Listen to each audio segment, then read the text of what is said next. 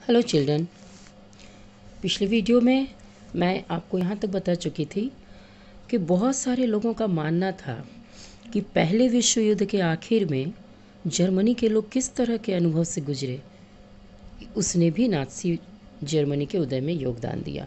यानी प्रथम विश्व युद्ध के बाद हमने आपको बताया कि किस तरह से जर्मनी का अपमान किया गया था। तो उसके बाद जो आम जनता थी या जर्मनी के जो लोग थे, उनका क्या एक्सपीरियंस रहा, कैसी स्थिति में उनका जीवन यापन या समाज उनका आगे बढ़ा, यही बात बहुत हद तक ये बात भी निर्भर करता है या ये बात भी जिम्मेवार है हिटलर के उदय में। तो आइए हम लोग ये देखते हैं कि प्रथम विश्व युद्ध के बाद जर्मनी के समाज या जर्मनी के लोगों का जीवन कैसा था और उन्होंने क्या क्या भोगा जिसके कारण हिटलर का उदय हुआ। तो हम लोग वाइमर गणराज्य की तरफ चलते हैं। वाइमर गणराज्य का जन्म क्या है? वाइमर गणराज्य, इसे समझते हैं। तो यहाँ तक तो मैंने आपको बताया ही था ये सारी बातें कि 20वीं शताब्दी के शुरुआती दौर में यानी 1900 ईस्वी में जर्मनी काफ़ी ताकतवर था, इसलिए उसने ऑस्ट्रियाई साम्राज्य के साथ मिलकर मित्र राष्ट्रों यानी कि ब्रिटेन, फ्रांस और रूस के साथ प्रथम विश्व युद्ध छेड़ा था। बाद में इसमें, और वो शुरू में सफल भी हो रहा था क्योंकि फ्रांस और बेल्जियम उसके कब्ज़े में आ गया था। लेकिन 1917 में जब अमेरिका उसके इस मित्र राष्ट्रों की तरफ से कूद पड़ा युद्ध में, तो ये खेमा ज़्यादा ताकतवर हो गया और अंत में घुटने टेकने पड़े जर्मनी को या जर्मनी की टीम को, जो केंद्रीय शक्तियाँ थी 1918 में। इसके बाद हम लोग क्या आते हैं कि इसके बाद क्या हुआ, जो वर्साई की संधि भी हम लोग सब कुछ जानते ही हैं। तो इसी समय ये साम्राज्यवादी जर्मनी, साम्राज्यवादी किसे कहते हैं मैंने कई वीडियो में बताया है, जो अपने देश की सीमा से बाहर दूसरे देशों में प्रवेश करता है या उसे जीतना चाहता है, उसकी ज़मीन जीतना चाहता है और अपने में मिलाता है, ऐसे देश को साम्राज्यवादी देश कहते हैं। तो साम्राज्यवादी जर्मनी की पराजय, ये जो साम्राज्यवादी जर्मनी था तभी तो इसका प्रथम विश्व युद्ध में इसके कारण हुआ था, लेकिन इसकी जब हार हो गई और वहाँ के सम्राट यानी राजा ने जब अपना पद त्याग दिया, जर्मनी के राजा ने हार के बाद, प्रथम विश्व युद्ध में हार के बाद वो जब पद त्याग दिया, तो वहाँ की संसदीय पार्टियों को जर्मन राजनीतिक व्यवस्था को एक नए सांचे में ढालने का एक अच्छा मौका उपलब्ध हुआ। मतलब अब वह सरकार की समस्या खड़ी हो गई कि कौन सरकार चलाएगा, क्योंकि सम्राट ने पद त्याग दिया था। तो इसी सिलसिले में वाइमर में एक राष्ट्रीय सभा की बैठक बुलाई गई है ना, और संघीय आधार पर एक लोकतांत्रिक संविधान यानी जो डेमोक्रेटिक हो, एक ऐसा कॉन्स्टिट्यूशन पारित किया गया जो डेमोक्रेटिक हो, जो लोकतंत्रीय व्यवस्था पे लागू हो, पर आधारित हो, ऐसा संविधान पारित किया गया। और नई व्यवस्था में जर्मन संसद यानी राइक्सटाग, जिस तरह से हम लोग फ्रांस की संसद को ड्यूमा कहते थे, फ्रांसीसी क्रांति में पढ़ा था हमने, उसी तरह जर्मन की संसद को यानी पार्लियामेंट, संसद मतलब पार्लियामेंट, तो जर्मनी संसद को कहते थे राइक्सटाग। तो नई व्यवस्था जब आई यानी वाइमर में जो ये कॉन्स्टिट्यूशनल डेमोक्रेटिक कॉन्स्टिट्यूशन जब पारित हुआ, तो जर्मन संसद जो राइक्सटाग थी उसके लिए प्रतिनिधियों का चुनाव किया जाने लगा, यानी संसद में नए लोग चुने जाने लगे युद्ध के बाद, और प्रतिनिधियों के इस निर्वाचन में स्त्री हो या पुरुष सभी वयस्क लोगों को मत देने का, सार्वभौमिक मताधिकार का अधिकार दिया गया, और इस तरह से एक नई सरकार या गणराज्य बनी। तो लेकिन ये जो नया तो यही वाइमर गणराज्य थी, है ना। यानी प्रथम विश्व युद्ध के बाद जर्मनी के प्रशासन को संभालने के लिए संसद में का चुनाव हुआ, नया चुनाव, और एक लोकतांत्रिक संविधान भी बना। ये जो गणराज्य था यही था वाइमर गणराज्य। लेकिन खुद जर्मनी के लोगों को भी ये वाइमर गणराज्य पसंद नहीं आ रहा था। अब यहाँ से हम सारे कारण देख रहे हैं कि वाइमर गणराज्य तो बन गया प्रथम विश्व युद्ध का जर्मनी में, लेकिन आगे क्या हुआ, वाइमर गणराज्य सफल रही कि नहीं जर्मनी को फिर से वापस उसकी शक्ति बनाने में, बढ़ाने में, या जो पहले उसकी प्रतिष्ठा थी उसको वापस पाने में। तो हम देखते हैं कि वाइमर गणराज्य बहुत अधिक सफल नहीं हो सकी। खुद वहाँ के लोग भी उसे पसंद नहीं करते थे। इसकी खास वजह ये थी कि पहले विश्व युद्ध में यानी फर्स्ट वर्ल्ड वॉर में जर्मनी की जो हार हुई, उसकी पराजय के बाद विजयी देशों ने, ये विजयी देश कौन थे? मित्र राष्ट्र। तो मित्र राष्ट्रों ने उस पर बहुत कठोर शर्तें थोप दी थी। यानी वर्साई की संधि में मैंने पहले भी बताया था पिछले वीडियो में कि बहुत कड़ी शर्तें और नुकसानदेह शर्तें उस पर थोपी गई थी जर्मनी पे, और इसके बावजूद वाइमर गणराज्य जब बना तो उसने इसके खिलाफ कुछ नहीं किया, मित्र राष्ट्रों के खिलाफ। तो मित्र राष्ट्रों के साथ वर्साई में हुई शांति संधि जर्मनी की जनता के लिए बहुत कठोर और अपमानजनक थी। मैंने आपको पिछले वीडियो में ही बताया कि वर्साई की संधि को शांति संधि कहते हैं, लेकिन ये अपमानजनक थी जर्मनी के लिए।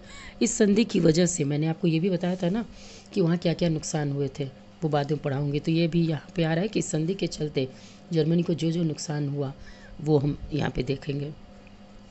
तो जर्मनी को क्या क्या छोड़ना पड़ा, देखिए अपने सारे उपनिवेश, यानी उसके जितने भी उपनिवेश मैंने कई बार बताया है, जब आप साम्राज्यवादी लालसा में अपने देश की ज़मीन को छोड़कर आगे दूसरे देश की ज़मीन को भी हथियार लेते हैं। जैसे आपको याद होगा प्रथम विश्व युद्ध में इसने फ्रांस और बेल्जियम पे अधिकार कर लिया था, तो वो सब उसके उपनिवेश हो गए। तो इस तरह जितने भी उपनिवेश थे जर्मनी के, क्या क्या छोड़ना पड़ा, ये है बहुत इम्पॉर्टेंट है कि वर्साई की संधि से, आप यहाँ लिख ही लेंगे कि वर्साई संधि में जो जो आरोप लगा या वर्साई संधि की शर्तें, है ना, ये है ये। तो वर्साई संधि की जो शर्तें थी जो जर्मनी के लिए अपमानजनक क्यों थी, क्योंकि पहला देखिए ये कारण था कि जर्मनी को अपने सारे उपनिवेश छोड़ने पड़े। किसने ले लिए, मित्र राष्ट्रों ने। तकरीबन 10% आबादी उसकी चली गई, 13% उसके भूभाग चले गए, 75% का लौह भंडार मतलब लोहे की खान जिस क्षेत्र में थे वो 75% चले गए, और 26% कोयला का भंडार भी, ये सब किसको दे दिया गया, फ्रांस को, पोलैंड को, डेनमार्क को और लिथुआनिया के हवाले करने पड़े। तो ये सारे राष्ट्र मित्र राष्ट्र थे, फ्रांस, पोलैंड, डेनमार्क और लिथुआनिया, इन सबको ये सब कुछ देना पड़ा जर्मनी को वर्साई संधि के चलते। इसके अलावा जर्मनी की रही सही ताकत खत्म करने के लिए मित्र राष्ट्रों ने उसकी सेना भी भंग कर दी। इतना ही नहीं, उसकी सेना भी भंग कर दी। युद्ध अपराध बोध अनुच्छेद के तहत, यानी वॉर गिल्ट क्लॉज एक होता है जब युद्ध होता है उसके बाद, इसके तहत युद्ध के कारण कई सारी तबाही के लिए जर्मनी को ही जिम्मेदार ठहराया गया। ये भी इम्पोर्टेंट बात है। तो पहली बात है कि इतने सारे प्रदेश और कोयला खान चाहे जो भी है सब कुछ उसका चला गया। दूसरी बात कि उसकी सेना को भंग कर दी गई, और तीसरी बात कि जिम्मेदार, इस युद्ध के लिए जिम्मेदार जर्मनी को ठहराया गया। और इसके एवज में, मैंने इसके बदले में उस पर 6 अरब पौंड का जुर्माना लगाया गया। देखिए कितना, 6 अरब पौंड, ये चौथा पॉइंट हो गया। पांचवा फिर है खनिज संसाधनों वाले राइन क्षेत्र, ये बहुत बड़ा इलाका और बहुत इंपॉर्टेंट इलाका था जर्मनी के पास, राइन लैंड। तो राइन लैंड जहाँ खनिज ही भरा हुआ है, केवल खनिज संसाधन से भरा हुआ राइन लैंड, जैसे हमारे यहाँ झारखंड में है खनिज, तो पर भी तो खनिज राइन लैंड पर भी 20 के दशक में ज़्यादातर मित्र राष्ट्रों का ही कब्जा रहा। इसके राइन प्रदेश को, जहाँ खाली खनिज है, जहाँ संपत्ति थी, उस पर भी मित्र राष्ट्र अपना कब्जा कर लिए। बहुत सारे जर्मनों ने न केवल इस हार के लिए बल्कि वर्साई में हुए इस अपमान के लिए भी वाइमर गणराज्य को ही दोषी या जिम्मेदार ठहराने लगी। तो वाइमर गणराज्य जबकि बाद में बना था, इसके बावजूद इस वाइमर गणराज्य को ही दोषी समझने लगे वहाँ की जनता। आपको देखिए ये राइन लैंड जो है जहाँ खनिज है, वो इस मैप में देखिए आपको ये राइन लैंड है, यहाँ पूरा खनिज था जर्मनी का। आपको इस मैप से ये पता चलेगा, ये सब देखिएगा आप कि यहाँ पे क्या है, वर्साई की संधि के बाद, है ना, वर्साई की संधि के बाद जर्मनी का क्या पोजीशन था या क्या स्थिति थी वो यहाँ दर्शाया गया है। ये सारे ये जो गुलाबी जितने भी पोर्शन है ये जर्मनी के ही पोर्शन थे जो कि वर्साई की संधि से उसके ले लिए गए, इतने भूखंड। उसके बाद ये राइन प्रदेश जो उसका खनिज संपदा से भरपूर था ये भी ले लिया गया। यानी जर्मनी अब केवल इतना ही बचा जो ये है। आप देखिएगा कि इस नक्शे में आप उन इलाकों को देख सकते हैं जो संधि के बाद जर्मनी के हाथ से निकल गए। तो इस मैप को हम लोग देख के ये समझते हैं कि जर्मनी के हाथ से वर्साई की संधि में क्या क्या प्रदेश निकल गया, और वो यहाँ पे है। बहुत इंपॉर्टेंट पैराग्राफ है जिसमें वर्साई की संधि की शर्तें हैं, और इसे पढ़िएगा तो बहुत सारे आपके ऑब्जेक्टिव क्वेश्चन सॉल्व हो जाएंगे। तो एक तो ये बहुत बड़ा कारण था वर्साई की संधि या वर्साई की संधि की अपमानजनक शर्तें, ये बहुत बड़ा कारण था जिसके चलते कि दो चीज़ हुए, दो घटनाएं घटी। एक तो हिटलर का उदय हुआ, नाज़ीवाद उसकी पार्टी का उदय हुआ, और दूसरी द्वितीय विश्व युद्ध हुआ। अब द्वितीय विश्व युद्ध की ओर धीरे धीरे विश्व बढ़ रहा है, तो इसका पूरा का पूरा जिम्मेवारी मित्र राष्ट्रों की थी। अब युद्ध का असर, यानी जो प्रथम विश्व युद्ध हुआ उसके क्या इम्पैक्ट, क्या इफेक्ट पड़े इस पर, जर्मनी पर, हम लोग वो देखते हैं। इस युद्ध ने पूरे महाद्वीप को मनोवैज्ञानिक और आर्थिक दोनों ही स्तरों पर तोड़ कर रख दिया, है ना। मनोवैज्ञानिक मतलब मानसिक रूप से, और आर्थिक यानी पैसा कौड़ी या खजाना जो भी है पूरा खाली हो गया। दोनों स्तरों पे इसने तोड़ के रख दिया। यूरोप कल तक, मैंने पूरे यूरोप को, इस महाद्वीप की बात हो रही है कि सिर्फ जर्मनी की बात नहीं हो रही है। ये असर, प्रथम विश्व युद्ध का असर पूरे विश्व पर या पूरे यूरोप पे क्या पड़ा वो है। तो पूरे यूरोप को इसने तोड़ दिया, क्योंकि आर्थिक स्थिति सभी के, बहुत पैसा और धन जन की हानि हुई थी। मनोवैज्ञानिक तौर पे भी ये लोग बहुत, क्योंकि ये पहला विश्व युद्ध था, ऐसा कभी किसी ने देखा नहीं था। यूरोप कल तक जो कर्ज देने वालों का महाद्वीप कहलाता था, माने दूसरे देशों को जो कर्ज देता था, वो इस युद्ध के ख़त्म होने तक कर्जदारों का महाद्वीप बन गया। यानी अब वो खुद कर्जदार बन गए यूरोपीय देश। विडंबना यह थी कि पुराने साम्राज्य द्वारा किए गए अपराधों का हर्जाना या मुआवजा, तो ये थी कि पुराने साम्राज्य द्वारा किए गए अपराधों का हर्जाना नवजात वाइमर गणराज्य को वसूला जाता था। हाँ, अभी मैंने ये बताई भी आपको यहाँ पे कि वाइमर गणराज्य तो बाद में बना, उससे पहले वर्साई की संधि हो गई थी, और वर्साई की संधि में जितनी भी अपमानजनक शर्तें जर्मनी को झेलनी पड़ी, उन सब का खामियाजा यह हर्जाना तो भर रहा था वाइमर गणराज्य। और तब भी लोग जो थे जर्मनी, देखिए यहाँ पे है कि जर्मनी की जो जनता थी वो वाइमर गणराज्य को ही जिम्मेदार ठहरा रही थी इस सब अपमान के लिए, जबकि ये सब अपमान वाइमर गणराज्य का तो था ने तो किया नहीं था। तो ये हर्जाना भी उससे भरना पड़ रहा था, जो भी नया बना था। और नया ये वाइमर गणराज्य जब बना था, तो आपको अच्छी तरह पता है कि तुरंत युद्ध से निकला है जर्मनी। उसके पास कुछ भी नहीं है, आर्थिक स्थिति डमाडोल है, खजाना खाली है, सारे पैसे, सारे सेना भंग कर दी गई है, उसके सारे जो उपनिवेश थे वो ले लिए गए मित्र राष्ट्रों द्वारा, उसकी सारी भूखंड और उसके जो खनिज संपदा थी वो भी ले लिया गया। ऐसे टूटे हुए और डगमगाते हुए राष्ट्र की सरकार जब वाइमर गणराज्य बनी, तो उसके सामने अपनी ही बहुत सारी चुनौतियाँ थी। वैसे में लोगों ने उस पर आरोप लगाना शुरू किया, तो इस गणराज्य को हर्जाना भरना पड़ा। इस गणराज्य को युद्ध में पराजय के अपराध बोध और राष्ट्रीय अपमान का बोझ तो ढोना ही पड़ा। हर्जाना चुकाने की वजह से आर्थिक स्तर पर भी वो अपंग हो चुका था, पैसा था ही नहीं तो चुकाता कहाँ से।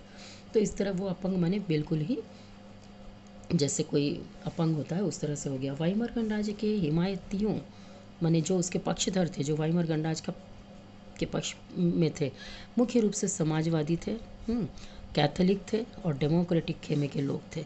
तो वाइमर गणराज्य के मोस्टली लोग विरोधी भी थे, लेकिन जो उसके पक्ष में थे वो कौन थे? समाजवादी पार्टी के लोग, कैथोलिक जो क्रिश्चियन है, और डेमोक्रेटिक। इसके अलावा रूढ़िवादी, आपको पता है ये सारे विचार हमने फ्रेंच रशियन रिवॉल्यूशन के समय पढ़ा है। तो रूढ़िवादी या पुरातनपंथी, जो प्राचीन काल पुरातन व्यवस्था को मानते हैं, जो चेंजेस नहीं चाहते हैं, तो ये रूढ़िवादी लोग जो थे वो राष्ट्रवादी मिथकों की आड़ में उन्हें तरह तरह के हमलों का निशाना बनाया जाने लगा। यानी रूढ़िवादी लोग इनके खिलाफ थे, किसके? वाइमर गणराज्य के। नवंबर के अपराधी कहकर, नवंबर में ये हुआ था, वर्साई की संधि नवंबर में हुई थी 1919 में, इसलिए इसको नवंबर का अपराधी संज्ञा दी गई। किसको? नवंबर की। मान लीजिए क्वेश्चन आ रहा है कि किसे नवंबर की अपराधी की संज्ञा दी गई, तो वाइमर गणराज्य को। ठीक है, वाइमर गणराज्य को नवंबर की अपराधी कहकर उनका मजाक उड़ाया जाता था कि तुम्हारी वजह से ही हम लोग को ये झेलना पड़ा। इस मनोदशा का 30 के दशक के शुरुआती यानी 1930 का दशक मतलब 1930 के शुरुआती राजनीतिक घटनाक्रम पर गहरा असर पड़ा। अब क्या है कि 1930 के शुरुआती दशक में कुछ और भी चेंजेस आए पूरे यूरोप में, जैसे बहुत बड़ा आर्थिक मंदी आ गई, तो उन सब पे इसका बहुत बुरा असर पड़ा। इतनी बातें समझ में आ गई। आगे देखिए, पहले महायुद्ध ने यानी फर्स्ट वर्ल्ड वॉर ने यूरोपीय समाज और राजनीतिक व्यवस्था पर अपनी गहरी छाप छोड़ दी थी, है ना। बहुत ज़्यादा प्रभाव पड़ा था इसका। क्या पड़ा था कि सिपाहियों को आम नागरिकों के मुकाबले ज़्यादा सम्मान दिया जाने लगा। चूँकि सिपाहियों ने इस युद्ध में बहुत बड़ी भूमिका निभाई थी, है ना, सैनिकों ने या सिपाहियों ने, इसलिए सिपाहियों को आम नागरिक की अपेक्षा ज़्यादा सम्मान मिलने लगा था इस युद्ध के बाद। ठीक है, एक बात। दूसरी बात, राजनेता और प्रचारक यानी जो नेता लोग थे, राजनीतिज्ञ और जो प्रचारक, इस बात पर जोर देने लगे कि पुरुषों को, यानी वो लोग अब ऐसा पुरुष चाहने लगे कि पुरुषों को कैसा होना चाहिए? आक्रामक, माने एकदम खतरनाक, ताकतवर और मर्दाना गुणों वाला होना चाहिए। पुरुष कैसे हों? जो आक्रामक हों, अटैक करने वाले हों, ताकतवर हों और मर्दाना गुणों से भरपूर हों, ताकि वो युद्ध में लड़ाई लड़ सकें और जीत सकें। तो ये बात अब चर्चा में समाज में आ गई, जो पहले नहीं थी। इसके अलावा मीडिया, माने जो प्रेस में या मीडिया में खंदकों की ज़िंदगी का महिमा मंडन किया जा रहा था। खंदक कौन होते हैं मैं बता रही हूँ। खंडकों की ज़िंदगी का महिमा मंडन मतलब इसकी तारीफ़ की जाने लगी। तो किन लोगों का सम्मान बढ़ा? सिपाहियों का, दूसरा पुरुषों का जो आक्रामक थे, और तीसरा खंदकों का महिमा मंडन, यानी खंदकों की बहुत प्रशंसा की जाने लगी। अब खंदक कौन थे? आप यहाँ के ये ब्लॉग्स हमेशा पढ़ा कीजिएगा, इसमें से बहुत क्वेश्चन आता है। खंदक देखिए कौन थे, युद्ध के मोर्चे पर सैनिकों के छिपने के लिए जो गड्ढे खोदे जाते थे, है ना, जब युद्ध में सैनिक कहाँ छिपेंगे इसके लिए बड़े बड़े गड्ढे खोदे जाते थे, वहाँ जो सैनिकों को छिपाया जाता था तो उनको खंदक बोलते थे, जो उस गड्ढे को बनाते थे। तो उन खंदकों की भी जीवन, तो ये लोग महत्वपूर्ण हो गए थे समाज में। लेकिन सच्चाई ये थी कि सिपाही इन खंदकों में बड़ी दयनीय ज़िंदगी जी रहे थे। लेकिन क्या थी सच्चाई, कुछ और थी। इस तरह लोगों का तो बहुत महिमा मंडन हुआ, समाज में इनकी प्रतिष्ठा बढ़ी, लेकिन खंदक जो थे उसके अंदर गड्ढों में जो सैनिक छिपते थे बेचारे, उनका जीवन बहुत दयनीय था। तो उनकी लाइफ अच्छी नहीं थी।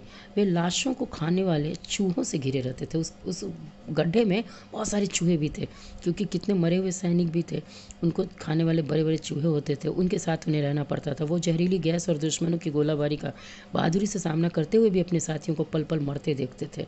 तो उनकी ज़िंदगी बहुत ही खराब थी। सार्वजनिक जीवन में आक्रामक फौजी प्रचार और राष्ट्रीय सम्मान और प्रतिष्ठा की चाह के सामने बाकी सारी चीज़ें गौन हो गई, जबकि हाल ही में सत्ता में आए रूढ़िवादी तानाशाहों को व्यापक जन समर्थन मिलने लगा। इस तरह राष्ट्रीय सम्मान और प्रतिष्ठा की चाह में के लिए लड़ने वाले सारे सैनिक जिन्होंने इतनी बहादुरी से लड़ाई लड़ी, वो गौन हो गए, क्योंकि सेना पर मित्र राष्ट्रों ने कब्जा कर लिया था और उनकी जगह ले ली थी रूढ़िवादी तानाशाहों ने। माने जो पुरातन विचार के जो लोग थे, नेता थे, उनका ज़्यादा जन समर्थन उनको मिलने लगा। और ये सैनिक जो राष्ट्रीय भावना से ओतप्रोत होकर के जो देश के लिए लड़ रहे थे, उनकी अब स्थिति गौन हो गई। उस वक्त लोकतंत्र एक नया और बहुत नाजुक विचार था। अभी तो लोकतंत्र हम लोग बहुत सारे, सभी देश लगभग लोकतांत्रिक देश हैं, हमारे यहाँ भी लोकतंत्र है, लेकिन उस समय प्रथम विश्व युद्ध के समय ये बहुत नया विचार था लोकतंत्र। ज़्यादातर हमने देखा समाजवादी या साम्यवादी विचार के लोग थे, या यही रेडिकल्स थे, या रूढ़िवादी विचार के लोग थे। लेकिन लोकतंत्रीय विचार उस समय नया नया जन्म ले रहा था। तो ये जो वाइमर गणराज्य थी, ये लोकतांत्रिक थी। तो लोकतंत्र को लोग उतना पसंद उस वक्त नहीं करते थे, क्योंकि ये नया नया आया था, बहुत नाजुक विचार था। तो जो दोनों महायुद्धों के बीच पूरे यूरोप में फैली अस्थिरता का सामना नहीं कर सकता था। इस तरह से गणतंत्र या लोकतंत्रीय विचार उस समय कमज़ोर हो गई, और यही वजह थी कि वाइमर गणराज्य जो था वो लोकतांत्रिक था। तो वाइमर गणराज्य लोकतांत्रिक होने के चलते, और उस समय इसकी उतनी प्रचार प्रसार नहीं था या उतना सशक्त नहीं था, ये फेल हो गया, असफल हो गया, है ना। तो वाइमर गणराज्य इसलिए इन्हीं कारणों से असफल हो गया। अब हम लोग आते हैं राजनीतिक रेडिकलवाद। रेडिकल आपको याद है, रशियन रिवॉल्यूशन के समय हमने पढ़ा था, जो थोड़ा परिवर्तन चाहते हैं, जो परिवर्तन पसंद करते हैं, और रूढ़िवादी लोग जो परिवर्तन बिल्कुल नहीं चाहते हैं।